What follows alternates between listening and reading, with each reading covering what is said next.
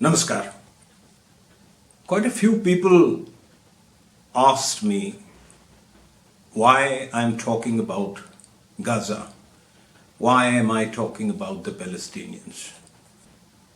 I know that there is nothing really I can do sitting here in India, a country that has not shown any support to Palestine, hasn't spoken out against the atrocities, the ongoing genocide by the Israeli government, the IDF.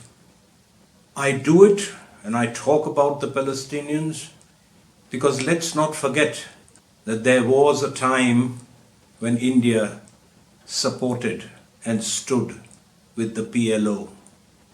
Not that it stood against Israel, but it made its stand very clear.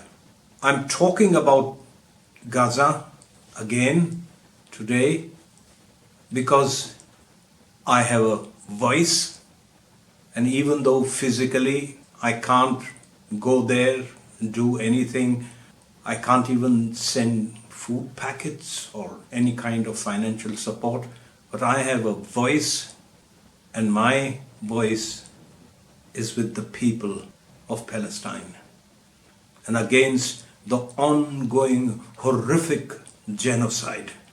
It's a genocide that is being filmed, talked about, and with the world looking at it.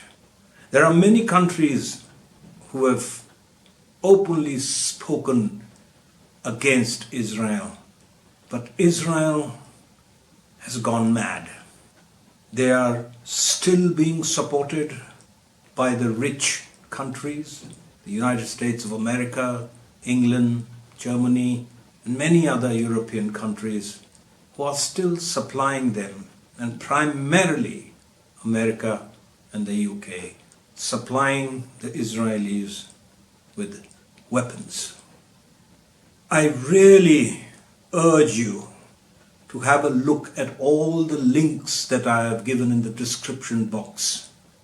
Have a closer look, second look to the video clip of what Mandy Patinkin has to say about this genocide.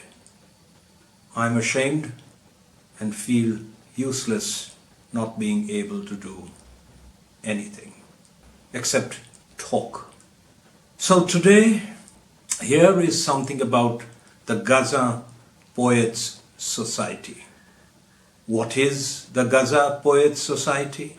Please do have a look at this link too, given in the description box. And as always, I will read because I don't want to get anything wrong.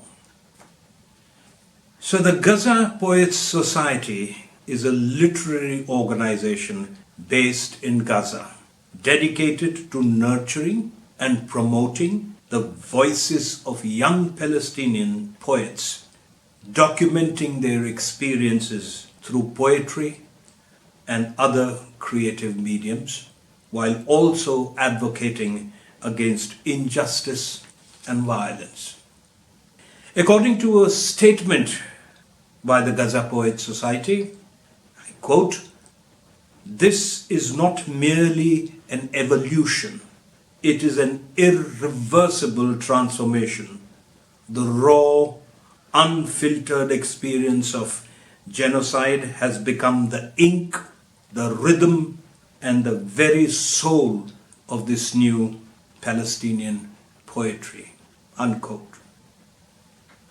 Ruba Khalid Al-Faleet is a poet from Gaza whose work blends personal testimony with lyrical resistance, and her writing centers on war, memory, and survival, offering a voice from under siege.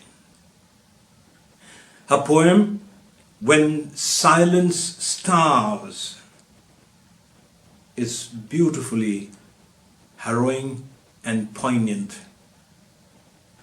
She writes, "No food remains, only the rumble of empty stomachs, louder than the bombs and more relentless than drones.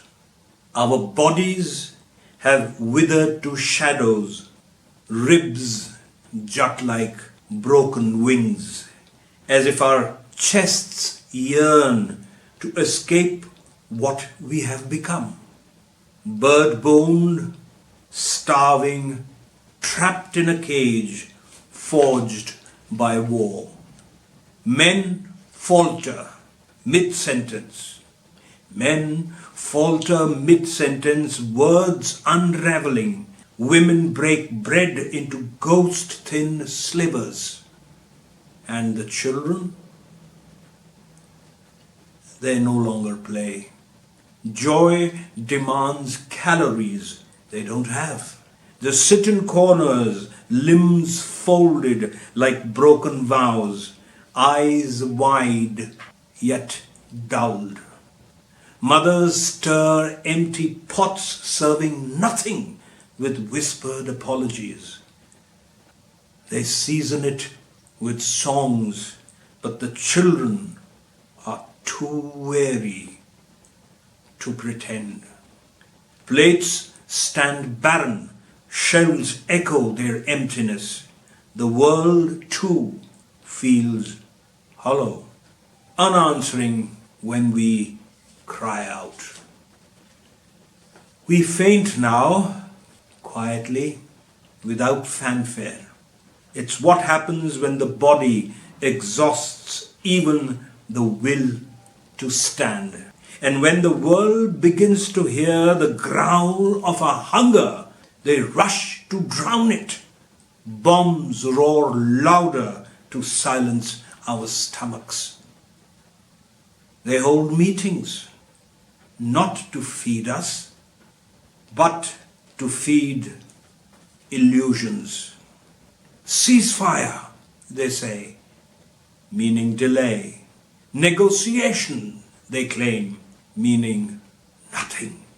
They stage hope like a play, just enough to keep us dreaming of bread, just enough to hush the world. Not peace, not aid, just silence in disguise. Yet still we dream. Dreaming is the last right they haven't stolen. In Gaza, a loaf of bread is no mere meal. It's a miracle, a flag, a defiant declaration that we are still here. When the world asks, what does hunger sound like? Tell them it sounds like Gaza, where even silence starves. Unquote. And that is the tragedy of humanity today.